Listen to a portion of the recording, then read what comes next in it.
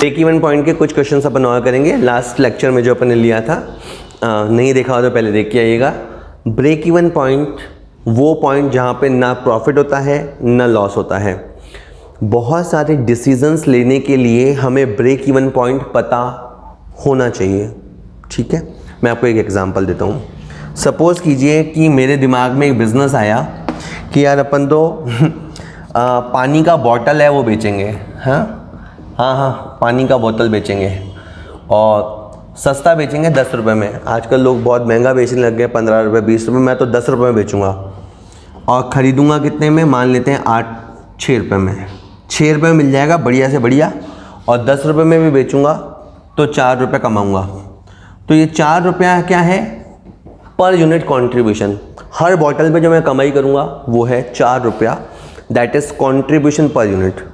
अब आप ये समझिए कि मुझे एक लड़का रखना पड़ेगा जो 6,000 रुपये लेगा, 3,000 रुपये लाइट का बिल आएगा, ठीक है, और 5,000 रुपया दुकान का किराया आएगा। मैं क्या बताएं आपको, सैलरी, लाइटिंग, रेंट। और मैंने जो बिज़नेस शुरू किया है उसके लिए मैंने 2 लाख रुपए उधार लिया है और 2 लाख रुपए का मुझे 2,000 रुपये इंटरेस्ट देना पड़ेगा। आप थोड़ा सा प्लीज़ समझिए कि ये वो खर्चे हैं जहां मैं कुछ कंजूसी नहीं कर सकता। सैलरी देनी है, लाइट जलनी ही है, फ्रिज वगैरह होगा, पानी का बॉटल ठंडा बेचूंगा तो रेंट दुकान का देना ही है, और इंटरेस्ट वगैरह भी भुगतना पड़ेगा। 6 और 3 9, 5 14 और 2 16,000। अब आप समझना, मेरी मजबूरी समझिएगा कि 16,000 तो मुझे कमाने ही हैं एट एनी कॉस्ट, कुछ भी हो जाए। अब 16,000 रुपये डिवाइडेड बाय 4, समझना, 16,000 डिवाइडेड बाय 4, तो मुझे 4,000 बॉटल्स। भाई साहब ये केस स्टडी है। जब आप बिजनेस करना शुरू करोगे तो अपने आप दिमाग में आएगा, लेकिन अगर बीईपी सीखा हुआ होगा तो थोड़ा जल्दी सोचोगे, ज़्यादा बेटर सोचोगे। तो मुझे 4,000 बॉटल बेचने ही पड़ेंगे। अगर मुझे मेरा खर्चा कवर करना है, कॉस्ट कवर करनी है, तो मुझे 4,000 बॉटल रोज़ के बेचने होंगे। अब मैं छोटी सी बात और बताता हूँ कि मेरी एक छोटी सी फैमिली है। मान लेते हैं कि 4 लोगों की फैमिली है। इस महंगाई के ज़माने में उस फैमिली को चलाने के लिए कम से कम 30,000 रुपये चाहिए। एक ढंग से ज़िंदगी चलाने के लिए 30,000 रुपये चाहिए। तो अब 16,000 रुपये तो दुकान जिंदा रहे उसलिए चाहिए, 30,000 रुपये मुझे और चाहिए। ये इसको जो बोलेंगे ना, इसको बोलेंगे डिज़ायर्ड प्रॉफिट। तो टोटल मुझे कितना अमाउंट चाहिए, 46,000, और एक बोतल पे मैं क्या कमाऊंगा, 4 रुपये।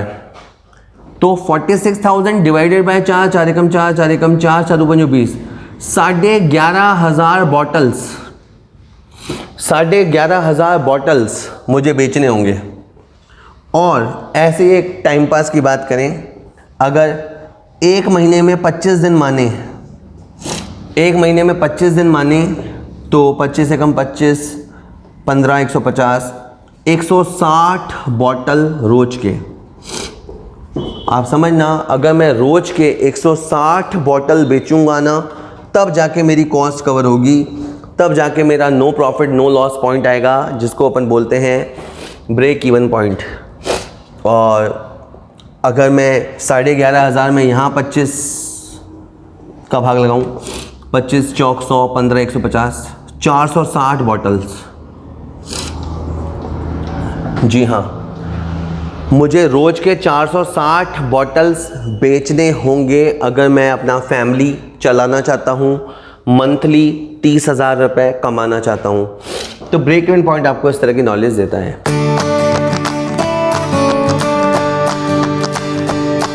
वो जो आपको पानी वाली कहानी बताई ना, उससे बहुत सारे मैसेज निकालने की ज़रूरत है। पहला कि सर हम तो फिर ना बॉटल 10 का नहीं बेचेंगे, हम तो 15 का बेचेंगे, नहीं सर हम तो एक बंदा और रख लेंगे।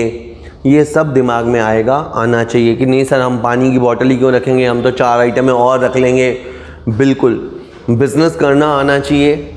और अगर आपको थोड़ी सी फाइनेंशियल और डिसीजन टेक्निक्स का पता लग जाए ना, आप बिज़नेस ज़्यादा बेटर कर पाएंगे। सब लोग पढ़ाई करेंगे, नौकरी करेंगे, ठीक है, अच्छी बात है, लेकिन बड़ा पैसा कमाना है तो बिजनेस करना चाहिए, सिंपल बात। आ जाओ। The turnover and the total cost during the 2 periods were as follows. पिछला वीडियो देखने के बाद ही इस क्वेश्चन पे आना आप। इसमें आपको क्वेश्चन में अब क्या हो रखा है, पहला पीरियड और दूसरा पीरियड बता रखा है। जैसे इनका कहना है 5 लाख सेल है और 4.5 लाख कॉस्ट है, इसमें इन्होंने टोटल कॉस्ट दी है। इसका मतलब अच्छे से समझ लो कि ये जो टोटल कॉस्ट दे रखी है इन लोगों ने, इसमें वेरिएबल कॉस्ट और फिक्स कॉस्ट दोनों है, और 50,000 रुपये इन्होंने प्रॉफिट कमाया। पहले सीजन में इन्होंने 50,000 कमाया और दूसरे सीजन में 6.5 लाख का माल 7.5 लाख में बेचा, इन्होंने 1 लाख रुपए कमाया। अब मुझसे कहा गया, मैं तो क्वेश्चन सुन लिया, मुझसे कहा गया पीवी रेशो निकालो, और मैं इतरा के वहाँ गया एग्जाम हॉल में और मैंने वहाँ फॉर्मूला लगा दिया, पीवी रेशो बराबर C/S, और होशियारी जताने के लिए फुल फॉर्म भी लिखे, कंट्रीब्यूशन अपॉन सेल्स इंटू 100, और सपना धाराशाही हो गया क्योंकि इस क्वेश्चन में कंट्रीब्यूशन दिख ही नहीं रहा। इस क्वेश्चन में मुझे प्रॉफिट दिखाई दे रहा है पर मुझे कंट्रीब्यूशन दिखाई नहीं दे रहा, तो फिर मेरे को लगा, मैं होश में आया और मैंने पीवी रेशो का एक और फॉर्मूला लगाया। ये पीवी रेशो का फॉर्मूला आपको लगाना है, change in profit upon change in sales into 100, change in profit divided by change in sale. देखिए प्रॉफिट 50,000 से 1 लाख हो गया, तो इसमें कितना चेंज आया, चेंज को ऐसे डेल्टा से डिनोट करते हैं। 50,000 से 1 लाख का मतलब होता है 50,000 का चेंज। आराम से बेटा, change in profit 50,000, sale 5 lakh 7.5 lakh, change है 2.5 लाख का। यहां सेल और यहां सेल में कितना चेंज है, 2.5 लाख का, ये 2.5 लाख इंटू 100, 50 से 2.5 लाख 1/5, 20%। जी हाँ, क्वेश्चन इज ऑल सेट। आपका प्रॉफिट वॉल्यूम रेशियो आ गया है। आपको हमेशा पहले फर्स्ट फॉर्मूला ट्राई करना है, अगर आप फेल होते हैं तो पीवी रेशियो का ये मस्त वाला फॉर्मूला लगाना है, change in profit divided by change in sale, result आया है 20%। इसके बाद अपने को ये टेबल पूरा करना है, बिना इस टेबल को पूरा किए आप आगे नहीं बढ़ेंगे। इस टेबल में 5 पांडव आते हैं, हाँ sir 5 Pandav, sales, variable cost, contribution, fix cost, profit. 5 पांडवों के नाम तुम्हें याद हो ना हो, तुम्हें ये फॉर्मेट जरूर याद होना चाहिए कि पहले सीजन में हमारा सेल 5 लाख था, पहले सीजन में हमारा प्रॉफिट 50,000 था। हमारा ये जो पीवी रेशो होता है, मैंने पिछले वीडियो में बताया था, पीवी रेशो को कंट्रीब्यूशन रेशो भी कहते हैं, थोड़ा होश रखा करो। कंट्रीब्यूशन रेशो 20% है, यहाँ मैं कंट्रीब्यूशन पे आया, यहाँ पे लिखा 20%। 5 लाख का 20% 1 लाख होता है आजकल, और 5 लाख की सेल 1 लाख का मुनाफा, तो बीच का गैप पता लग गया मुझे, 4 लाख रुपए वेरिएबल कॉस्ट आ गया, और 1 लाख में से कुछ घटाओ के 50,000 आ जाए तो 50,000 घटा देना चाहिए। इसी के साथ मेरी फिक्स कॉस्ट सामने आ गई, और होशियार बच्चों देखना, आपकी वेरिएबल कॉस्ट और फिक्स कॉस्ट दोनों सामने आ गई है, यानी आपकी टोटल कॉस्ट सामने आ गई है। थोड़ी देर पहले टोटल कॉस्ट मुझे पता थी, बट मैं नहीं जानता था कि इसमें वीसी कितना और एफसी कितना, how much VC how much FC, that I don't know. लेकिन अब मुझे पता लग गया, 4 लाख का वीसी, 50,000 का फिक्स कॉस्ट। एक बात और सुन लो, जो हिंदी मीडियम वाले स्टूडेंट हैं, और ये सर ये क्वेश्चन इंग्लिश में है यार, आप हिंदी में लिखा करो, प्लीज़ समझिए ये बिल्कुल ठेठ सिंपल इंग्लिश है ना, ऐसे बहाने मत मारो। ठेठ हिंदी में लिखूंगा और पागल हो जाओगे, मैं लिख दूंगा ना पीवी रेशो मन लाभ मात्रा अनुपात, ये मैं लिख दूंगा ब्रेक इवन पॉइंट मतलब सम विच्छेद विक्रय, तो थोड़ी देर में माथा पकड़ के बैठ जाओगे कि ये हो क्या रहा है। इससे थोड़ी सी बेसिक इंग्लिश आनी चाहिए, अपन कोई गंवार नहीं है कि इतनी बुनियादी बातें भी ना समझ पाएँ। और सुनिए, सेल 7.5 लाख, सेकंड सीजन में सेल 7.5 लाख और profit 1 lakh, sale 7.5 lakh, profit 1 lakh, और पीवी रेशो है 20%। 7.5 लाख का 20% निकाल देना, 1,50,000 आ जाएगा। 7.5 लाख की सेल पे 1.5 लाख की हो रही है कंट्रीब्यूशन, तो बीच का गैप आ जाएगा 6 लाख, और 1.5 लाख में से 1.5 लाख कंट्रीब्यूशन था और प्रॉफिट 1 लाख है, तो बीच का गैप 50,000 की फिक्स कॉस्ट है। ये चेक करने का तरीका है, देखो फिक्स कॉस्ट फिक्स रहती है at every level of sale, विक्रय के हर बिंदु पे फिक्स कॉस्ट समान रहती है, तभी तो उसको फिक्स कॉस्ट बोलते हैं। फिक्स कॉस्ट वो कॉस्ट जो एक समय विशेष पे समान रहती है, चाहे सेल कितनी भी हो। वेरिएबल कॉस्ट क्या, जो सेल के साथ बदलती है तभी तो बोलते हैं परिवर्तनशील लागत। तो ये परिवर्तनशील लागत है तो ये तो बदलेगी। और बता दूं, वेरिएबल कॉस्ट उसी को बोलते हैं जो प्रोपोर्शनेट बदलती है। सर वापस, वेरिएबल कॉस्ट उसी को बोलते हैं जो प्रोपोर्शनेट बदलती है। जैसे सेल यहाँ से यहाँ तक 1.5 गुना हुई, थोड़ा आंखें खोल के, 5 लाख से 10 लाख होता, 5 लाख से 10 लाख होता तो बोलते हैं डबल होना। ये 5 लाख से 7.5 लाख है, सेल 1.5 गुना हो गई तो वेरिएबल कॉस्ट भी 1.5 गुना हो गया।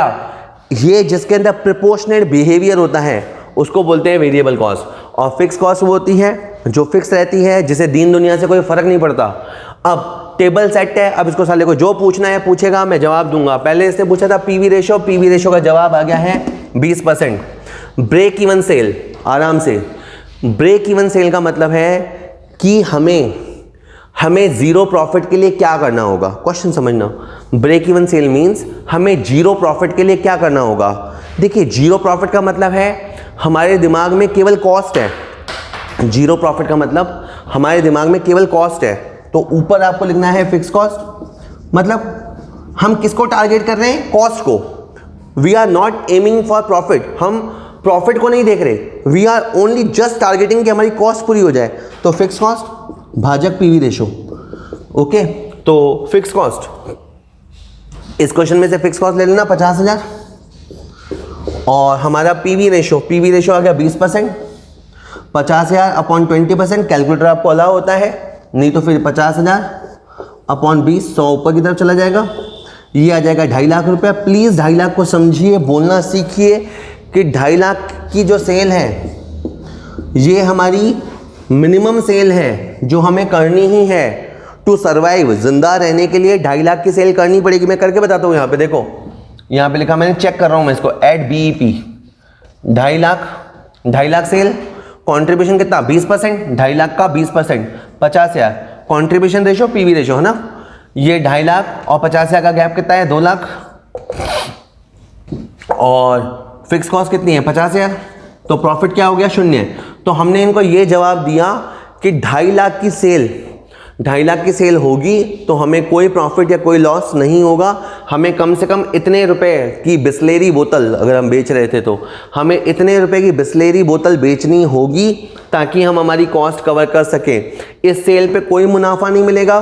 बाय द वे 2.5 लाख की जगह 5 लाख सेल कर ली तो 50,000 मुनाफा होगा, 7.5 लाख की सेल हो गई तो 1 लाख का मुनाफा होगा। इससे ये जाहिर होता है कि ब्रेक इवन पॉइंट से जितनी ज़्यादा सेल करोगे, ब्रेक इवन पॉइंट से जितनी ज़्यादा सेल करोगे उतने ज़्यादा खुश रहोगे, इसका मतलब ये होता है। आइए नेक्स्ट ये बोलता है sale required to earn a profit of 125,000। Sale required, बताओ कितनी सेल करनी पड़ेगी। जैसे कई बार क्या होता है, अपन बातों बातों में नहीं पूछते, तू तो बता करना क्या होगा। ये मैंने सोच रखा है, जैसे मैंने सोच लिया मान लो कलेक्टर बनना है, तो कलेक्टर बनना है उससे कुछ नहीं होता है। आपको पता होना चाहिए कि कलेक्टर बनने के लिए क्या करना होगा, कौन सा एग्जाम लगाना होगा, कब लगेगा, कहाँ जाना पड़ेगा। तो ये भी ये जानना चाहता है, बता कितनी सेल करनी पड़ेगी अगर मुझे 1.25 लाख कमाना है। तो पहले इसके दिमाग में क्या था, हे भगवान अगरबत्ती चढ़ाऊंगा खर्चा निकल जाए। पहले दिमाग में क्या था, खर्चा निकल जाए। अब यहाँ लिखा मैंने, देखो ध्यान से बोर्ड पे, fix cost plus desired profit upon PV ratio. अब के बार आप चाहते हो कि 50,000 तो कमाए ही, साथ ही साथ 1.25 लाख रुपए का आप प्रॉफिट भी कमाना चाहते हो। 50,000 के अलावा आप 1.25 लाख का प्रॉफिट कमाना चाहते हो। पीवी रेशो है 20%। ऊपर की तरफ हो गया आपका यहाँ 1,75,000 अपॉन 20% का मतलब होता है 5 गुना। 175 का आप 5 गुना करेंगे तो हो जाएगा 875। ठीक है, हाँ 875। ये 875 क्या आया, एक बार आंसर आने के बाद बोलना आना चाहिए कि अगर हम 1.25 लाख कमाना चाहते हैं, अगर हम 1.25 लाख कमाना चाहते हैं तो हमारे को 8,75,000 की सेल अचीव करनी होगी। इस सेल पे 1.25 लाख का प्रॉफिट हो जाएगा। ओके, आ जाओ, लास्ट क्वेश्चन है, last point. Profit earned when sale at 3.5 lakh. इसका क्वेश्चन है कि बताओ क्या प्रॉफिट होगा। Calculate profit if sale at 3.5 lakh. तो आप एक टेबल एक बार वापस बना दो। सेल में से जाता है वेरिएबल कॉस्ट, नतीजा आता है कंट्रीब्यूशन, माइनस करो फिक्स कॉस्ट, तो नतीजा आता है प्रॉफिट। सबसे पहले लिखो आप अपनी सेल में से वेरिएबल कॉस्ट हटाओ। इसके लिए पहले आप देखिए, ये कंट्रीब्यूशन में लिखा मैंने 20%, वेरिएबल कॉस्ट में लिखा 80%। 3.5 लाख का 20% 70,000, बीच का गैप निकालेंगे तो 2,80,000। फिक्स कॉस्ट कितनी है? 50,000। इस क्वेश्चन से ही बात कर रहा हूँ, और हमारा प्रॉफिट है 20,000। लास्ट क्वेश्चन में हमने ये जवाब दिया कि अगर 3.5 लाख की सेल होगी, तो हमारे प्रॉफिट 20,000 होगा। जल्दी से सम अप करते हैं। इस क्वेश्चन में हमारा पीवी रेशो आया 20%। Break even sale, that is खर्चा निकालने के लिए, जीरो प्रॉफिट के लिए हमें सेल करनी पड़ेगी 2.5 लाख की। 1.25 लाख रुपए कमाने के लिए हमें सेल करनी पड़ेगी 8.75 की। और अगर 3.5 लाख रुपए सेल हुई तो हमारा प्रॉफिट 20,000 होगा। चलिए,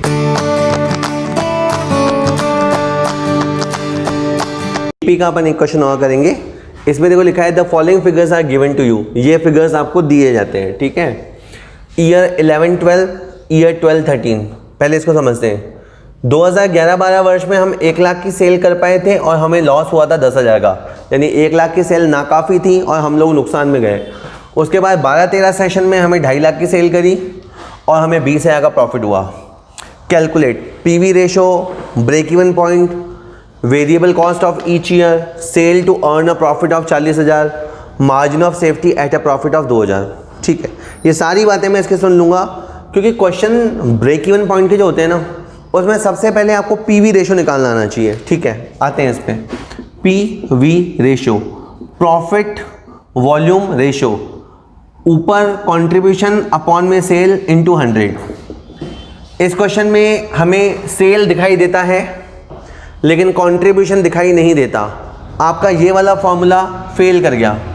जब आपका पहला फॉर्मूला फेल कर जाए, काटना नहीं है, फिर आप दूसरा फॉर्मूला लगाएंगे, change in profit upon change in sale multiply 100। ये किसका फॉर्मूला है बेटा? ये भी profit volume ratio, PV ratio का ही फॉर्मूला है। ठीक है, अब आप देखिए, पहले तो आप 10,000 माइनस में थे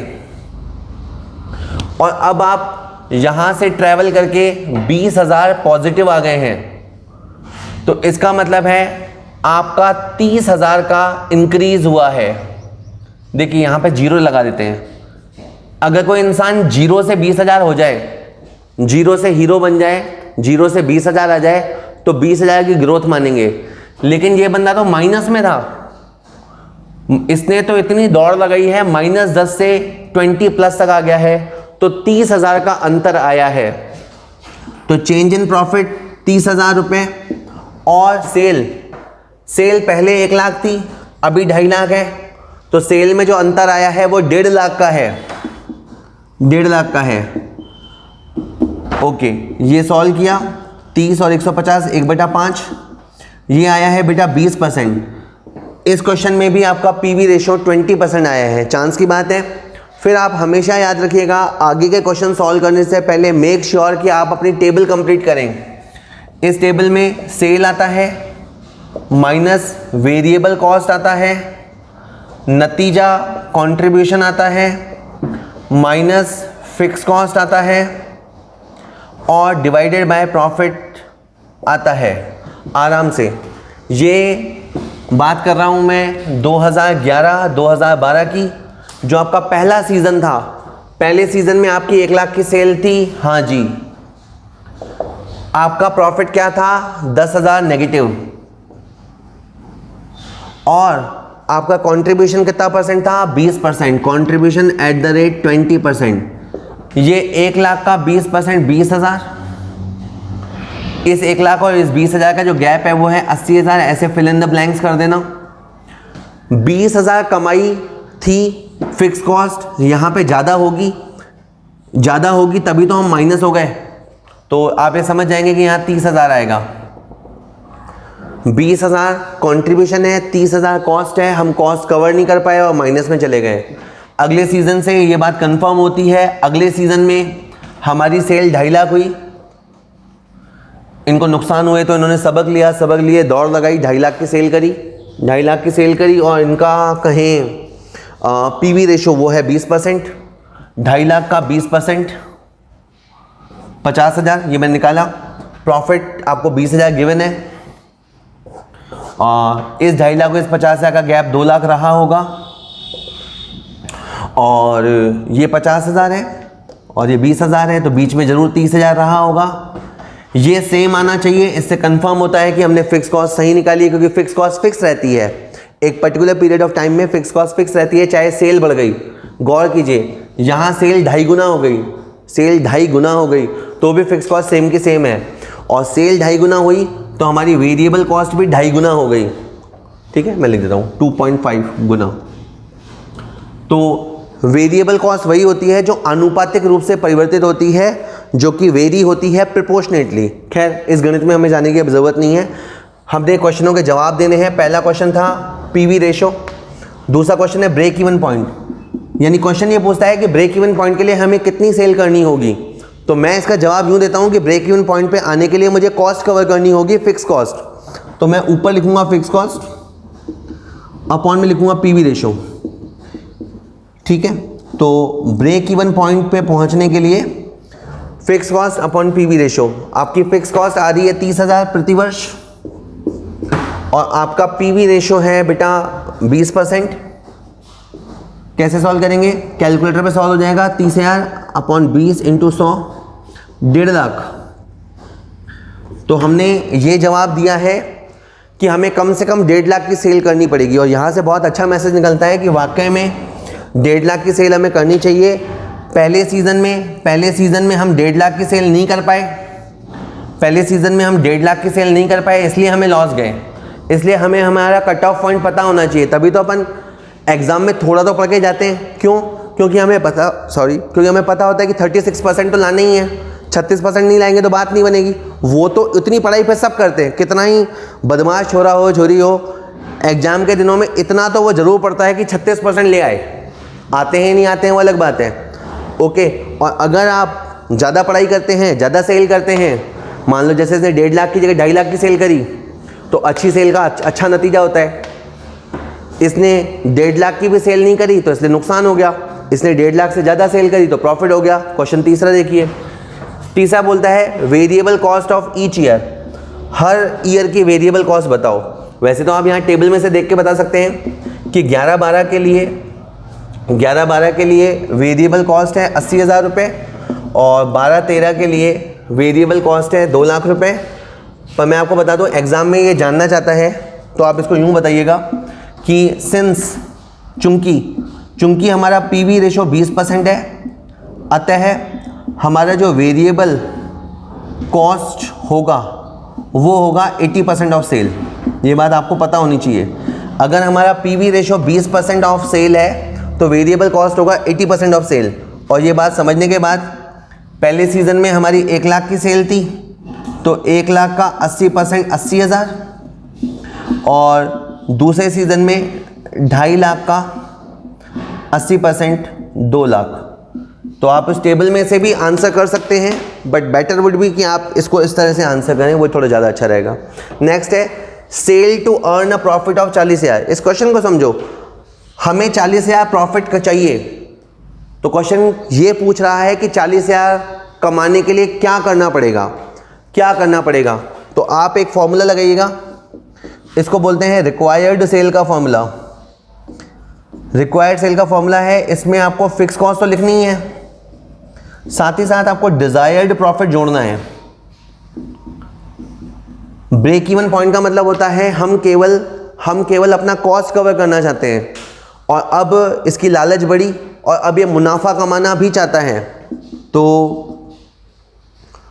30,000 रुपये तो कॉस्ट कवर करनी है और 40,000 का मुनाफा चाहिए, तो टोटल हमारे टारगेट पे है 70,000 की कमाई। आप समझिए इस बात को, महसूस कीजिए कि 30,000 तो कॉस्ट कवर करनी है और 40,000 रुपये मुनाफा कमाना है, तो 70,000 रुपये और divided by PV ratio, PV ratio is 20%, solve करने पे 3.5 लाख आएगा, सॉल्व करने पे 3.5 लाख रुपये आएगा। और मैं तो कहूँगा आप जब क्वेश्चन लिख रहे हैं और आपको बड़े नंबर मिल रहे हैं तो आप अपने आंसर्स को वेरीफाई करके आया करो। 3 घंटे का पेपर है, लोग 2 घंटे में ख़त्म कर देते हैं, तो 1 घंटे बचा के क्या हो जाएगा। यानी जितना आप लिख सकते हैं, जितना क्वेश्चन का आंसर सुंदर कर सकते हैं, आपको करना चाहिए। आइए 3.5 लाख की सेल बताता हूँ मैं आपको। अगर 3.5 लाख की सेल होगी, बोर्ड पे देखिए, 3.5 लाख की सेल होगी तो 20% का मुनाफा होगा, फिक्स कॉस्ट कितनी होगी 30,000 और हमारा प्रॉफिट कितना होगा 40,000। तो ये बात बिल्कुल सही है कि 40,000 कमाने के लिए आपको 3.5 लाख की सेल करनी होगी, ये बात बिल्कुल सही है। और अब एक क्वेश्चन और पूछता है, margin of safety at a profit of 20,000। तो ये थोड़ा सा मुश्किल क्वेश्चन है क्योंकि इसके रेशियोज, इसके फॉर्मूले पे अपन ने बात नहीं करी, फिर भी मैं आपको एक फॉर्मूला बताता हूँ। मार्जिन ऑफ सेफ्टी, ध्यान देना बोर्ड पे, मार्जिन ऑफ सेफ्टी निकालने के 2 तरीके होते हैं। एक होता है actual sale minus BEP sale, और एक होता है मार्जिन ऑफ सेफ्टी का formula, margin of safety equal to profit upon PV ratio. देखिएगा इस क्वेश्चन में ये सेकंड फॉर्मूला लगेगा, थोड़ा अभी कम समझ में आएगा, मैं अगले वीडियो में मार्जिन ऑफ सेफ्टी को अच्छे से कवर करूंगा। अभी थोड़ा सुन लीजिए, क्वेश्चन में आ गया है तो प्रॉफिट, इसने कहा प्रॉफिट 2,000 है और पीवी रेशो 20% है, तो 2,000 उसके नीचे है अपॉन में 20%, आप सॉल्व करेंगे तो 10,000 आएगा। कि सर इसका मतलब क्या निकला? मतलब इसका ये निकला कि जब हमें 2,000 का प्रॉफिट हो रहा होगा ना, उस लेवल पे आपकी मार्जिन ऑफ सेफ्टी 10,000 होगी। कि सर इससे क्या निकला, वापस बोलता हूँ, जब हमारा 2,000 का या यूँ समझिए कि अगर हमें 2,000 का प्रॉफिट कमाना है तो हमारे पास 10,000 रुपये की सेफ्टी होनी चाहिए, और सेफ्टी होने का मतलब है कि हमारी सेल बीईपी सेल से उतनी ज़्यादा होनी चाहिए। मैं एक बार आखिरी बार बोलता हूँ, अगर 2,000 का प्रॉफिट अगर हमें कमाना है तो हमारे पास 10,000 की सेफ्टी होनी चाहिए, और 10,000 की सेफ्टी का मतलब है कि हमारी इतनी सेल बीईपी सेल से ज़्यादा होनी चाहिए। यानी अगर बीईपी सेल 1.5 लाख है, अगर बीईपी सेल 1.5 लाख है, तो जब हमारी सेल 1,60,000 होगी, बीईपी सेल 1.5 लाख है और जब हमारी सेल 1,60,000 होगी, तब हमारे पास 10,000 की मार्जिन ऑफ सेफ्टी होगी, और वहाँ पे हमें 2,000 का प्रॉफिट होगा। चलिए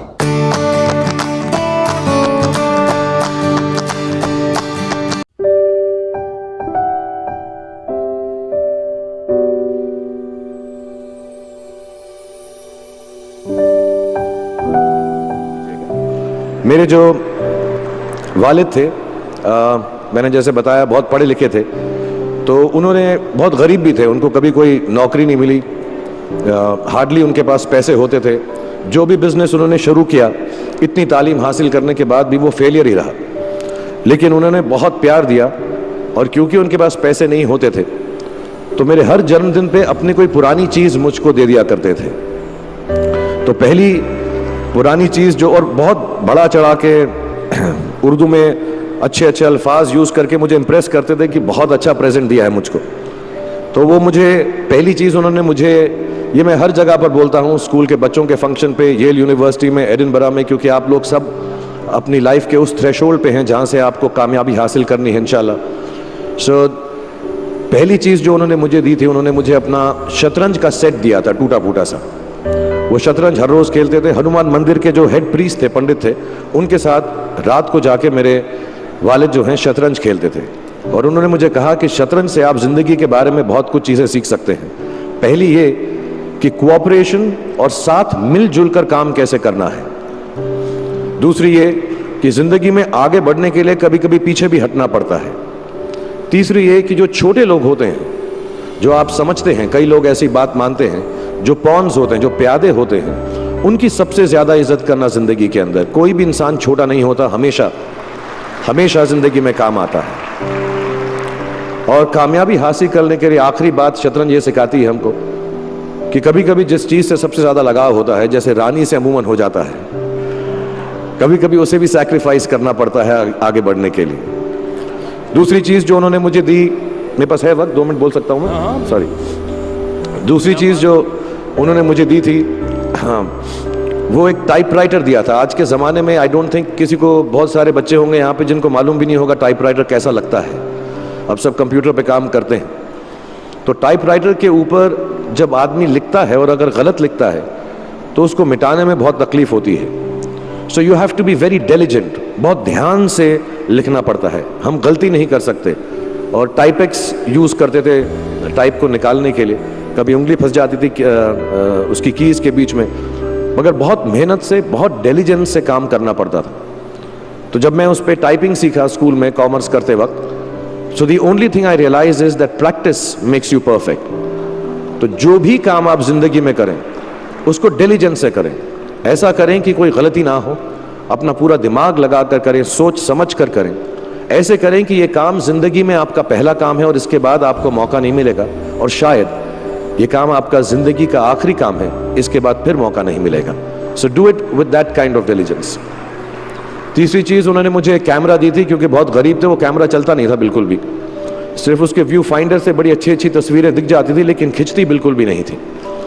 और इससे मुझे उन्होंने सीख दी कि जो हमारी क्रिएटिविटी होती है, हम जो भी, कभी कभी हमारी हॉबी होती है, कभी कभी हमारा उससे प्यार होता है, लेकिन हम उसको अपनी नौकरी नहीं बना सकते, अपना काम नहीं बना सकते। बहुत कम लोग ऐसे फॉर्चुनेट होते हैं जैसे मैं हूँ कि जो मेरी हॉबी थी, जिस चीज़ से मुझे प्यार था, कलाकारी से, एक्टिंग से, वो मेरा पेशा भी बन गया।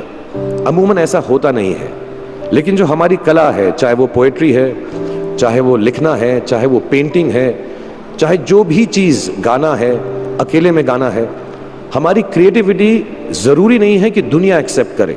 जैसे उस कैमरा की तस्वीरें दिखती नहीं हैं, लेकिन उसमें देखने से खूबसूरत लगता है हर कुछ, वैसे ही आपकी जो क्रिएटिविटी है वो अपने लिए रखें, क्योंकि ज़िंदगी में कभी ना कभी, कहीं ना कभी ऐसा मुकाम आएगा जब आप बहुत अकेला फील करेंगे। हो सकता है दुख का समय भी आए, उस वक्त आपकी जो क्रिएटिविटी है वो आपकी सबसे अच्छी दोस्त होगी, दुनिया उसको माने या ना माने। मैं बहुत ख़राब पोइट्री करता हूँ, लेकिन जब भी दुखी होता हूँ तो लिख लेता हूँ। सराफ साहब से मैं अब सीखना भी चाहता हूँ। मैं रेखता पे जाऊँगा, मुझे लगता है ये कमाल की साइट है, थोड़ी मैं शायरी वगैरह सीखूँगा। मेरी शायरी बहुत ख़राब है कि हमने तुम्हारी याद में रो रो के टब भर दिए, वो आए और नहा कर चल दिए, इस लेवल की पोइट्री है। लेकिन जब दुख होता है, ये भी बैठकर जब लिखता हूँ तो बहुत दिल को शांति मिलती है। आखिरी चीज़ मेरे वालिद जी ने मुझे दी थी, वो दोनों मिक्स है, मैं जल्दी ख़त्म करता हूँ क्योंकि आप लोगों के पास वक्त नहीं है, आप लोगों को अपनी डिग्रीज लेनी है, सोच रहे होंगे इतना वक्त ज़ाया कर रहा है हमारा ये। तो मैं जल्दी से बताता हूँ। एक, उन्होंने मुझे कहा एक सेंस ऑफ ह्यूमर हमेशा रखना, ज़िंदगी में हंसते हमेशा रहना, एक चाइल्ड लाइक इनोसेंस ज़रूर रखना।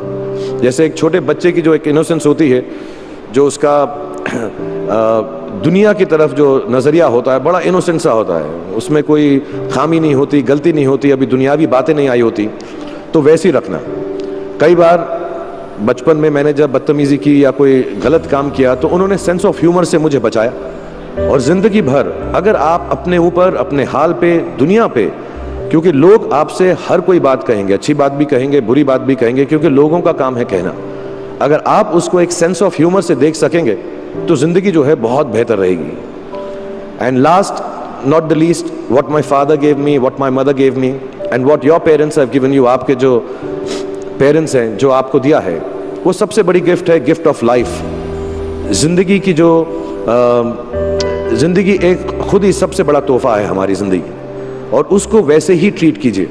ज़िंदगी के अंदर जो भी मुकाम आए, जैसी भी चीज़ें हों, अच्छा हो, बुरा हो, कभी अंधेरा हो, कभी उजाला हो, हर चीज़ को रिस्पेक्ट कीजिए और ज़िंदगी में ग्रेस रखिए हर इंसान की तरफ।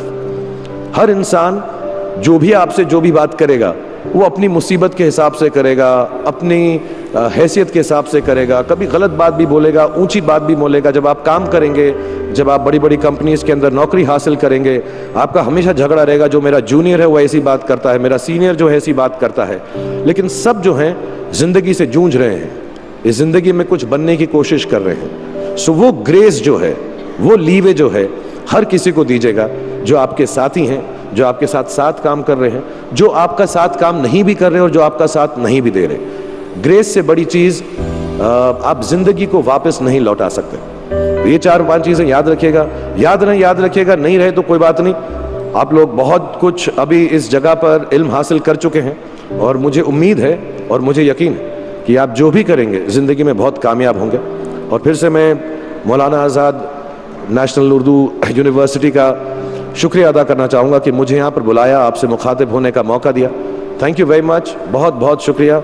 और आप, मुझे मालूम है कुछ टीचर्स जो होंगे यहाँ पर बैठे होंगे जो आपके फेवरेट नहीं भी हैं, जो बहुत स्ट्रिक्ट होंगे, डांटते भी होंगे आपको, उनको सबसे ज़्यादा याद रखिएगा जब आप इस यूनिवर्सिटी से बाहर जाएंगे, क्योंकि जो सबसे ज़्यादा टीचर आपसे स्ट्रिक्ट थे वो एक्चुअली सबसे ज़्यादा आपसे प्यार करते थे। Thank you very much for having me.